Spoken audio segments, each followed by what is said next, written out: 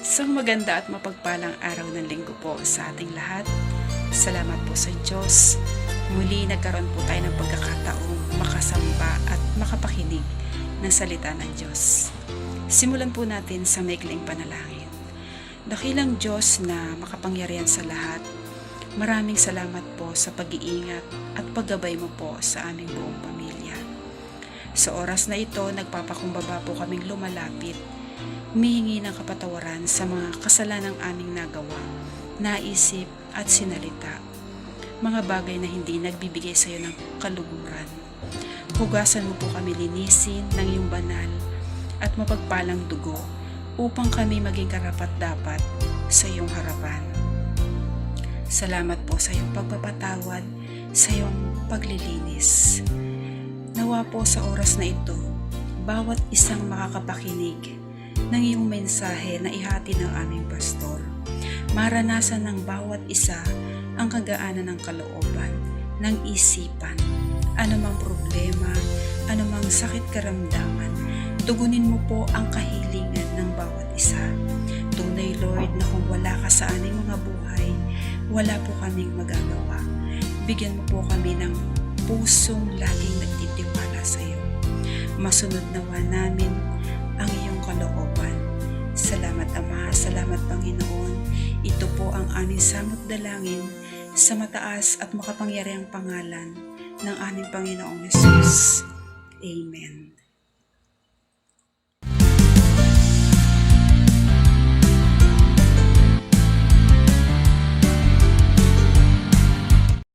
Mapagpalang araw po sa ating lahat. Tayo po lahat ay umawit sa oras na ito. Damhin po natin ang mensahe ng awitin.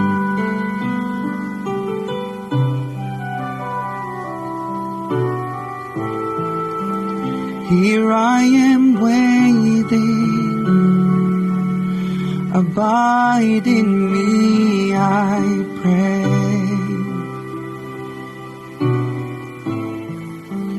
Here I am longing for you.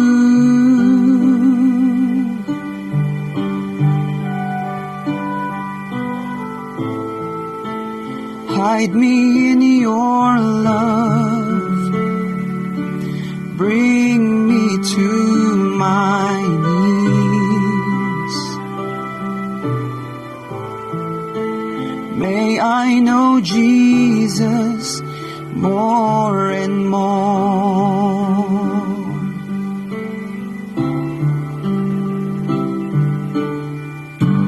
Come live in me all my life, take over.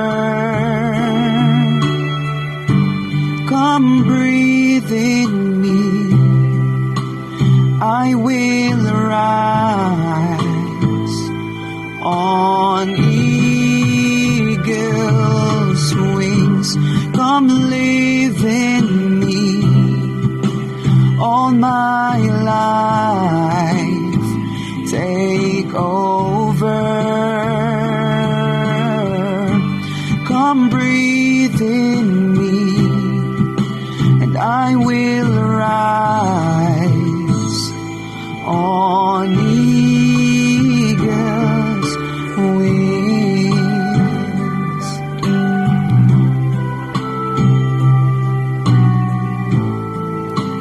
Here I am waiting,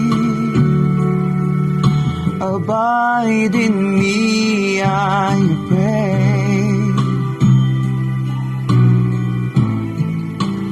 Here I am longing for you.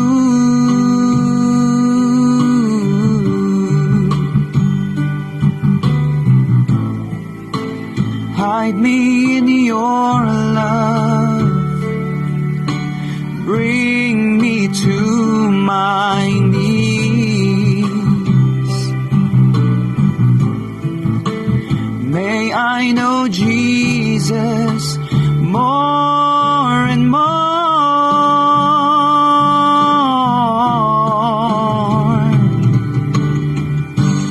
Come live in me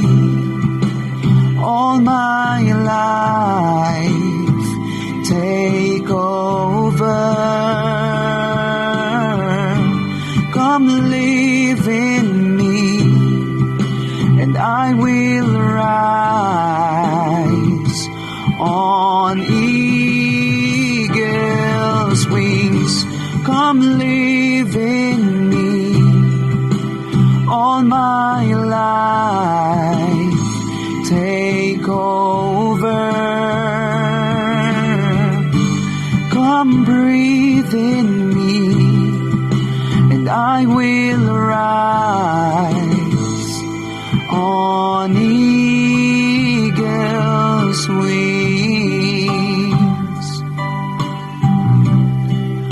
and I will rise on eagle's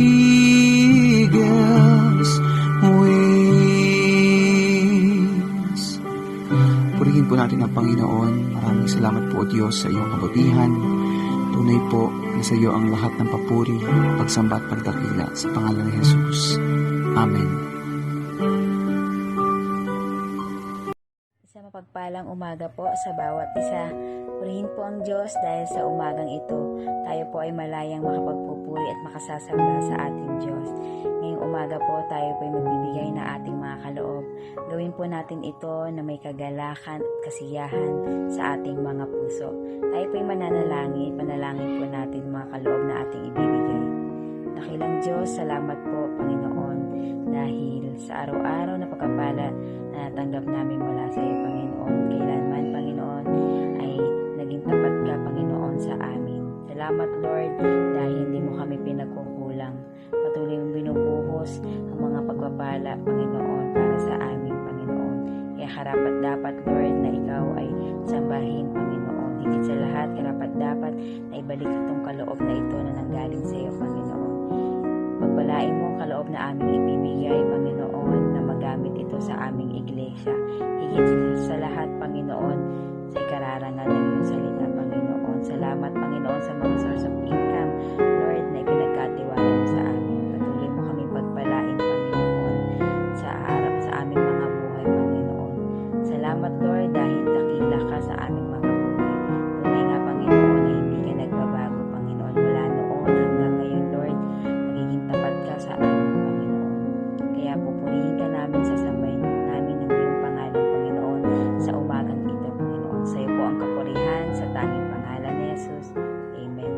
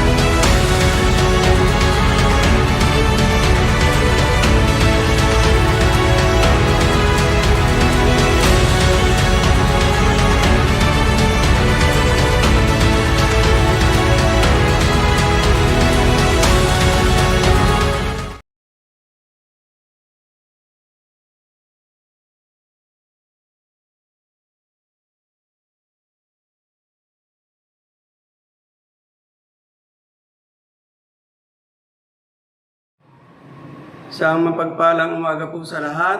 Purihin po ang ating Diyos. Salamat po sa pribileyo na tayo malaya makasamba sa ating Diyos na buhay, Diyos na dakila, Diyos na makapangyarihan sa lahat. Magpasimula po tayong humingi ng tulong sa Diyos at magpasalamat, manalangin po tayo. Amang banal na makapangyarihan sa lahat, maraming pong salamat sa bagong buhay, bagong kalakasan, panibagong pag-asa. Salamat sa malayang pagsamba, sa pagbubulay ng iyong salita. Ang patuloy namin dalangin, samahan niyo po kami, turuan niyo kami sa ikararangal ng iyong pangalan. Marami pong salamat, dakilang Diyos, sa malayang pagsamba. Kinikilala po namin, sinasampalatayanan po namin, ikaw ang mga ngasiwa, ikaw, dakilang Diyos, ang magtuturo sa bawat sa amin. Ito po ang aming dalangin na may pananampalataya at pasasalamat sa banal na pangalan mo po, Panginoong Hesukristo. Amen. Amen. Amen. And amen. Ang pagbubulay-bulayan po natin, ayon po sa aklat po ng unang Huwang, sa pangkat na 4, sa bilang na siya hanggang 10. Ganito po ang sinasabi ng banal na kasulatan. Inihayag ng Diyos ang kanyang pag-ibig sa atin, ang isugo niya sa mundo, ang kanyang kaisa-isang anak upang magkaroon tayo ng buhay sa pamagitan niya. Ito ang pag-ibig. Hindi sa inibig natin Diyos, kundi tayo ang inibig niya at isinugo niya ang kanyang anak upang maging handog para magpatawad sa ating mga kasalanan. Purihin po ang ating Diyos sa kanyang pag-ibig, sa kanyang kabutihan sa bawat isa sa atin. Ang tema ng ating pag-uusap o ang topic po natin ay sa wikang Banyaga, passion, to God passion. Mahalin natin ang mga minamahal ng ating Panginoon Diyos. Sa ating pong pag-uusap, sa kalagayan po ng nakakarami at naghahanap ng kalinga o pagmamahal ng Diyos sa ating mundo ngayon. Hindi lang sa ating bansa, sa buong mundo. At ito ang pag-uusapan natin, yung pagmamahal ng Diyos. Sa buhay natin lahat, mahalin natin ang mga minamahal ng Diyos. Ibig ko sabihin, tayo pong lahat mahayag dito. At dalawang bagay lang pong pag-uusapan natin. Para po sa araw na ito, mula sa ating tema, pagmamahal sa mahal ng Diyos. O mahalin natin ang mahal ng Diyos. Ang una po, God passion to mankind. Tingnan natin yung pag-ibig o pagmamahal ng Diyos sa sinukob sa lahat ng tao. Ang sabi po sa verse 9 na binasa natin kanina, babasahin ko po uli. Inihayag ng Diyos ang kanyang pag-ibig sa atin nang isugo niya sa mundo ang kanyang kaisa-isang anak upang magkaroon tayo ng buhay sa pamamagitan niya. May buhay po tayo, pero yung buhay natin, tayong lahat na hiwalay sa Diyos. Yung mga nasabihin natin, hindi makapagtagumpay sa kasalanan, hirap, bigat, at napakahirap tignan. At ngayon, dahil sa pag-ibig ng Diyos sa atin lahat, yung pagmamahal niya, yung passion niya sa tao, sinugo niya yung kanyang anak dito sa mundo. Kung magkaroon tayo ng buhay. Kasi yung buhay natin, kapag tayo alipin ng kasalanan, hiwalay tayo sa Diyos. Kung babalikan natin yung mga unang kasaysayan ng Biblia. Dahil sa kasalanan ito, na alipin ang kasalanan ng maraming tao, sinugo ang Panginoon sa Kristo. At tignan natin yung passion ng Panginoon sa Kristo nung siya ay nandito sa lupa, nung isugo siya. Ang sabi po dito sa talata, sa John chapter 10, sa verse 10, ang sabi po ng Panginoon sa Kristo, dumarating ang magnanakaw para magnakaw, pumatay, manira, na parito ako upang ang mga tupay magkaroon ng buhay, isang buhay na sagana at ganap. Sa pinahayag dito ng Panginoon sa Kristo, pinakita niya yung gawa ng kadiliman. Walang ginagawang kadiliman, kundi nakawin yung kung anong meron tayo, pumatay at sirain yung buhay natin. Itong pandemic na ito, napakaraming nanakaw ng dyablo, maraming nawalan ng trabaho, at maraming nagdudusa, maraming namatay, at talaga naman ang pagluluksa ng mundo. Pag namatay isang kamag-anak sa COVID, hindi mo na makikita. Nakalagay na lang sa isang bote o sa isang basin. O, ang makita natin dito, maraming sinirang buhay ang dyablo noong paman. At hanggang ngayon. Pero makagandahan dito, ang sabi ng Panginoon sa Kristo, na parito ako upang ang tupa ay magkaroon ng buhay, isang buhay na sagana, masagana at ganap. Dito po dalawang bagay tinutukoy niya, buhay spiritual, buhay physical. Ibig sabihin, yung relasyon sa Diyos at yung relasyon natin dito sa mundo, meron tayong, sabihin natin yung sagana, yung sapat, hindi nagkukulang. Sa panahon, kahit anong okasyon pa, kahit anong pandemic pa, hindi ka magkukulang. At yun ang layunin ng Panginoon sa Kristo, ganoon yung pagmamahal niya sa mundo. At mula dito, dalawang bagay pag-uusapan natin, yung spiritual at yung physical dito sa lupa. Yun ang sabi ng Panginoon sa Kristo na parito ako upang ang mga tupay magkaroon ng buhay, isang buhay na sagana at ganap. Ang una po, ang layunin ng Panginoon Kristo, to redeem from sin, tubusin sa kasalanan ang lahat ng tao. Ang sabi po ng Biblia sa unang Juan, yan po sa chapter 4, verse 10. Ito ang pag-ibig. Hindi inibig natin ng Diyos, kundi tayo ang inibig niya. Sinugo niya ang kanyang anak upang maging handog para mapatawad ang ating kasalanan. Ang isa sa pag-ibig ng Diyos, akuin yung kasalanan natin lahat. Nakakatuwa, napakasarap. Ganyan ang pag-ibig ng Diyos. Ang sabi niya sa unang Juan, chapter 2, verse 2, si Kristo ang handog sa ikapagpapatawad ng mga kasalanan. Hindi lamang sa ating mga kasalanan, kundi maging ang kasalanan ng lahat ng tao. Kaya yung buhay ng ating Panginoon Kristo hinandog para sa buong mundo magkaroon ng panibagong buhay. Kamangha-manghang pag-ibig ng ating Diyos.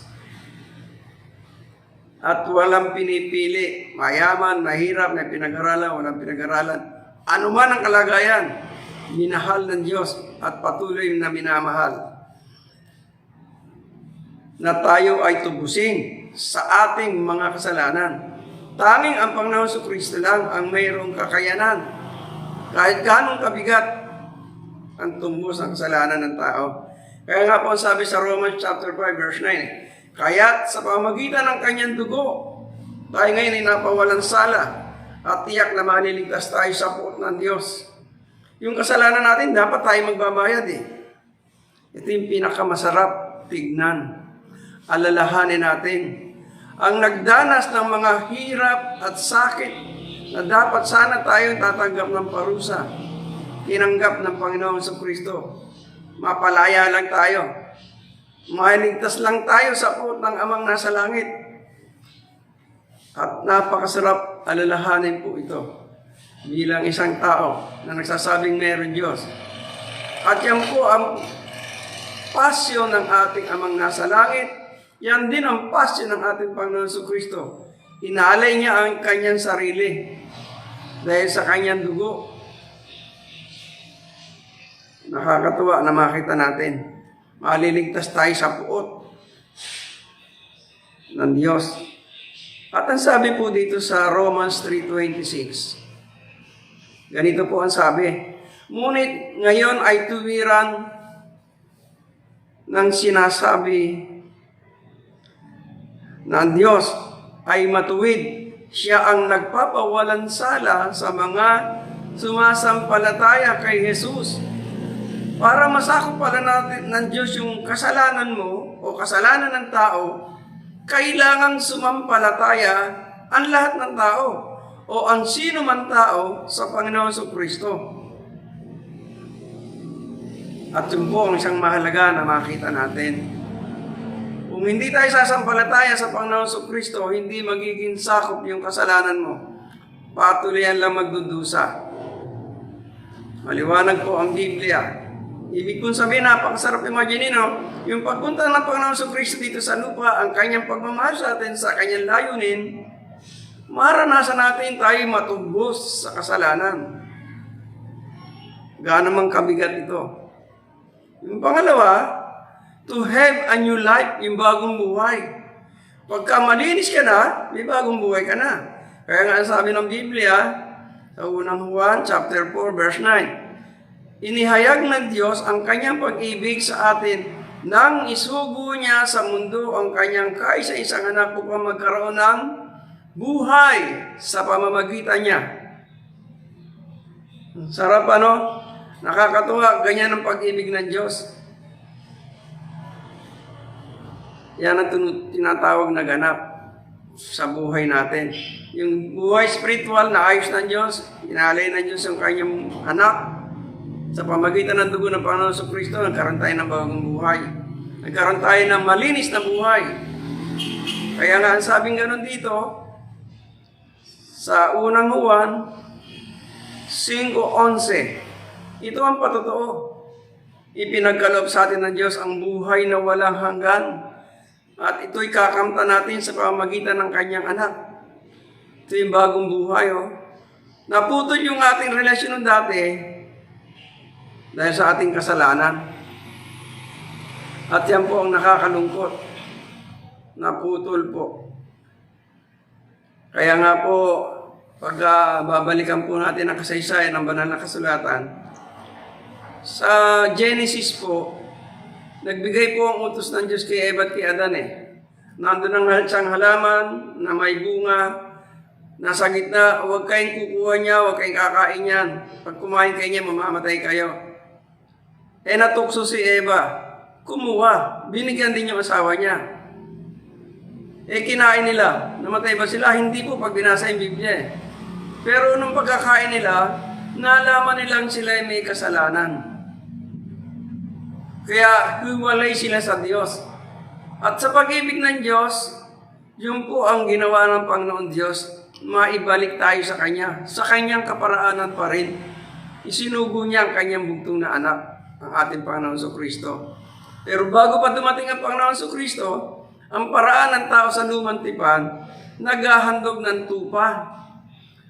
Baka, kambing, dadalhin sa simbahan, sa altar, papatayin yung mga hayop, at yung dugo, ihahandog sa kasalanan. Dadalhin sa simbahan ang maghahandog yung mga pare.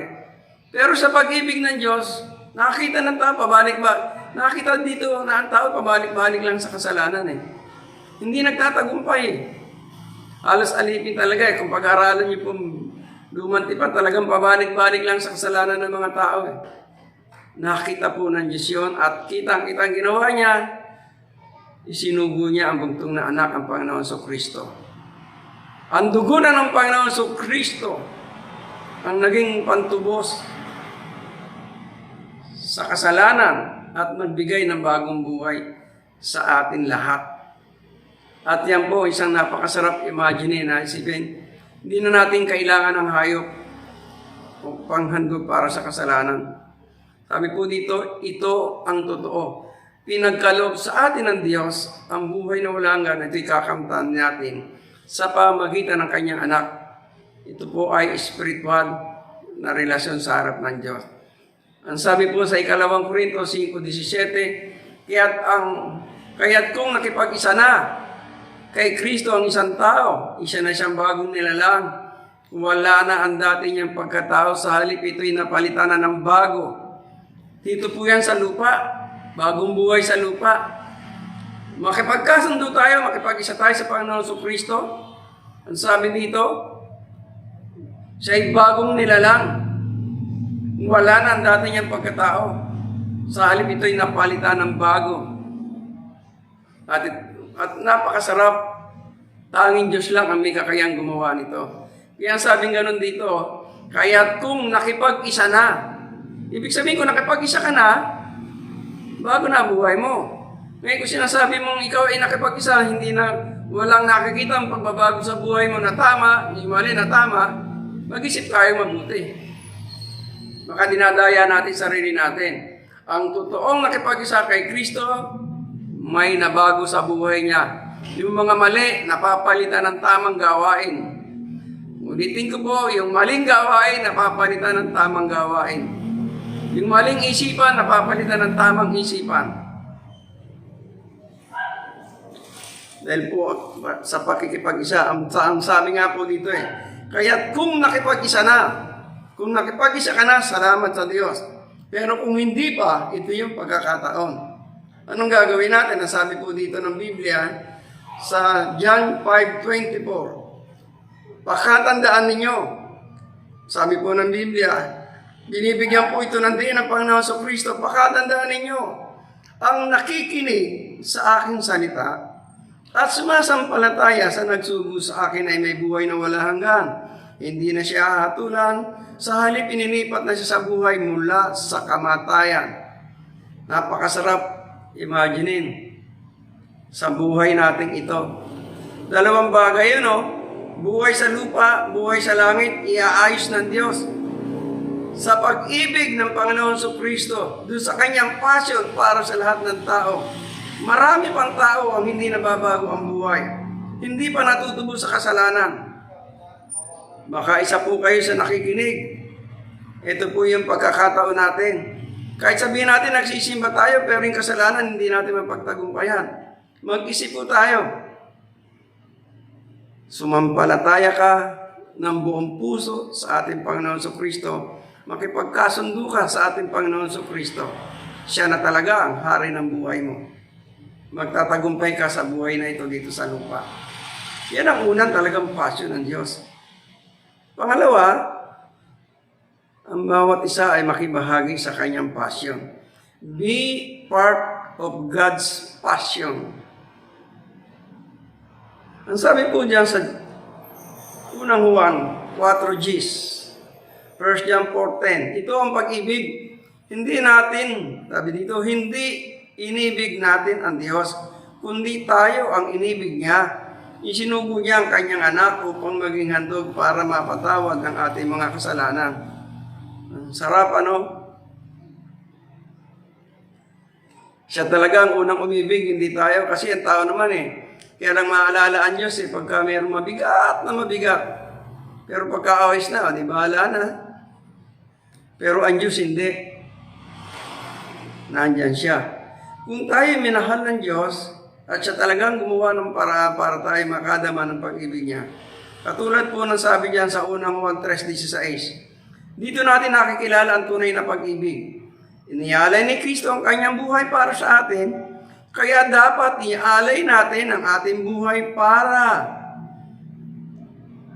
sa iba, sa kapatiran. Ibig sabihin po dito ng Biblia, dito natin nakikilala ang tunay na pag-ibig. Sa pagmamahal ng ating Diyos, inaalay ni Kristo ang kanyang buhay para sa atin.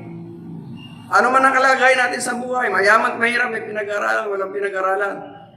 Sa atin, inaalay ng Panginoong Kristo ang kanyang buhay. Kaya dapat natin ialay ang ating buhay para sa ibang tao. Yung wala pang kalayaan, hindi pa natutubos yung kanilang kasalanan. Wala pang bagong buhay sa harap ng Diyos. Ito po ay para sa lahat. Paano makakaabot ang pagmamahal ng Diyos sa mga tao na hindi pa nakakaranas ng katubusan ng kasalanan at hindi pa nakakaranas ng bagong buhay na mula sa Diyos. Makibahagi tayo para maunawaan ng ibang tao ang pagmamahal ng Diyos. Ang liwanag po na sabi, dito natin nakikilala ang tunay na pag-ibig. Inialay ni Kristo ang kanyang buhay para sa atin. Dapat natin ialay ang ating buhay para sa kapatiran, sa ibang tao. Kaya bilang nagmamahal sa Diyos, pwede ka maging kabahagi ng Diyos. Tingnan po natin ang sitwasyon ng paligid natin, ng ating mundo. Yung mga nagaganap sa balita, grabe po ang kabigatan ng buhay. Mahirap sa maraming bagay, sa trabaho, sa bilihin, pamasahe, tumaas lahat ng bilihin, lahat ng gastusin. Maraming nawalan ng trabaho. Pero kontrol naman lahat ito ng Diyos. Pwede tayong lahat makalaya. Pero ikaw, pwede ka maging instrumento ng Diyos. Ikaw na nakipag-isa na minsan. Ang sabi po ng Mateo 9:36 hanggang 38. Nakita niya ang napakaraming tao. Nahabag siya sa kanila sapagkat sila'y nanlulupaypay, litong-lito para mga tupang walang pastor. Kaya sinabi niya sa kanya mga alagad, napakarami ng aani, ngunit ko konti ang mag-aani. Idalangin ninyo sa may-ari ng anihin na magpadala ng mag-aani. Ang kausap ng Panginoon sa Kristo dito, ang mga alagad. Tingnan po natin paligid natin, ang mga tao lupaypay na sa sitwasyon ng mundo. Litong-lito na, hindi alam kung ano unahin. Magpapabakuna ba o hindi? Lalabas ba o hindi? Pagka hindi ka lumabas, hindi ka nagtrabaho, wala kang income, wala kang kita, paano yung kakainin mo? Ganyan po, litong-lito na ang tao.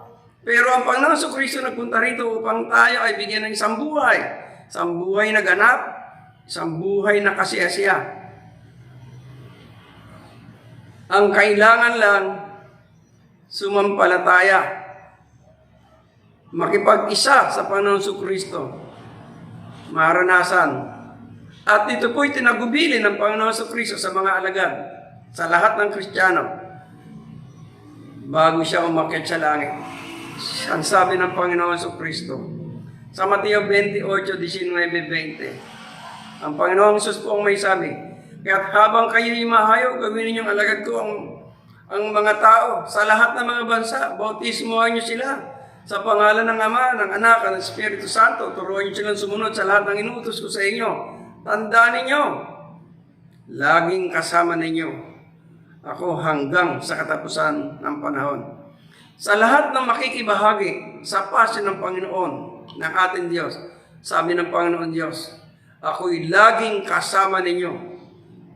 Hindi tayo iwan ng Diyos. Makibahagi tayo. Be part. God passions.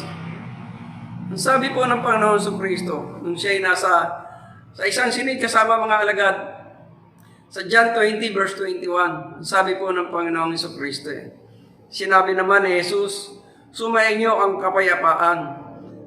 Kung paanong isinugo ako ng Ama, isinusugo ko rin kayo. Napakasarap isipin. Sino ba tayo para pagkatiwalaan ng Diyos? Yun lamang mga nakipag-isa kay Kristo. Yung mga taong nagsasabing sa Diyos, sa atin itinatagubilin ito. Ang kausap ng Panginoon sa Kristo dito sa sinid, ang 11 alagad. Wala na po dito si Judas. Ano na ito nabuhay na muli siya Bago siya pumanik, binisita niya yung kanyang mga alagad. Pinuntahan niya, nagpakita siya, at ito po isa yon. Isang tagpo ito, na magpakita siya, na sabi niya, sumayin niyo ang kapayapaan. Ang ibig kong kapayapaan dito, yung inner peace, sa kabila ng kabigatan, sa kabila ng kawalan, problema, may kapayapaan. Hindi katulad ng iba, kaya lang may kapayapaan pera, mayroong ganito, pero pagka wala ng ganito, wala ng payapa. Ang binanggit po dito ng Panginoon Kristo, kahit may pagsubok, may pagtukso, may kapayapaan. Itong binigay ng Panginoon sa kanila. Kung paanong isinugo ako ng Ama, sinusugo ko rin kayo. Yan po ang pahayag ng Panginoon Kristo sa mga alagad noon hanggang sa ngayon. Ang salita ng Diyos ay hindi nagbabago. Sabi po ng Biblia, lilipas ang langit at lupa, subalit ang salita ko hindi lilipas. Sa atin pong lahat ngayon na nagmamahal sa Diyos, nananatili po ang kanyang salita. Marami pong nalilitong tao, hirap na hirap sa buhay. Tanging ang Panginoong Sus ang makakatulong sa kanila at sa atin. Pero pwede po tayo maging kabahagi sa pasyon ng Panginoon Diyos. Iparating sa kanila ang pag-ibig ng Diyos. Suko mo ang buhay mo sa Diyos. Sabi mo, Lord, salamat sa pribileyo. Pwede po ako maging lingkod mo, maggamit mo para maparating ko sa iba ang iyong pag-ibig. Sa pamamagitan ng buhay na matuwid, makita lang ng iba, may kagalakan. Makita lang ng tao sa kabila ng kaguluhan, may kapayapaan tayo. Magkakaroon din sila ng kapayapaan. Handa ka bang sumunod sa panalangin? Sabihin mo sa Diyos, Panginoon, gusto ko maranasan yung tunay na katubusan sa aking kasalanan at panibagong buhay. Sumasampalataya po ako sa iyo mula sa aking puso. At handa rin po ako maging bahagi ng iyong pagmamahal sa mga taong nangangailangan ng pag-ibig. Aniyahan ko po kayo manalangin. Gawin po natin ito na bukal sa ating puso. Manalangin po tayo. Amang banal na makapangyarihan sa lahat, Panginoong Kristo, salamat sa passion mo na ang lahat ng tao ay maligtas sa puot mo, Ama. Isinugo mo ang iyong bugtong na anak, ang aming Panginoong Hesus.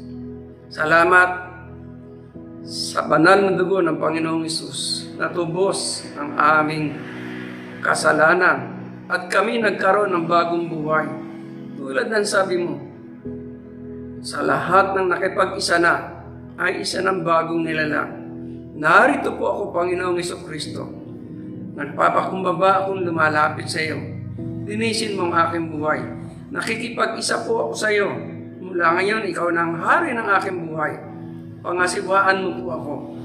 At gamitin mo po ako, Panginoon, ng instrumento mo na maging kabahagi ng pagpapahatid ng pag-ibig mo sa mga taong nangangailangan ng iyong pag-ibig. Salamat po.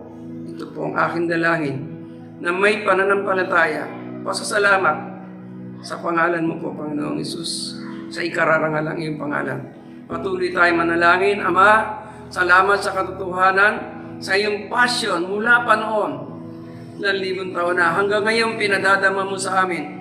At sinasampalatayanan po namin sa gitna ng pandemic na ito, patuloy mo pong ipadadama ang iyong pag-ibig dito po sa aming bansa o sa buong mundo, lalo po dito sa Pilipinas, sa amin lahat ng mga Pilipino, ipadadama mo, Panginoon, ang iyong pag-ibig. Ano man ang aming kalagayan, iparanas mo po ang iyong pag-ibig.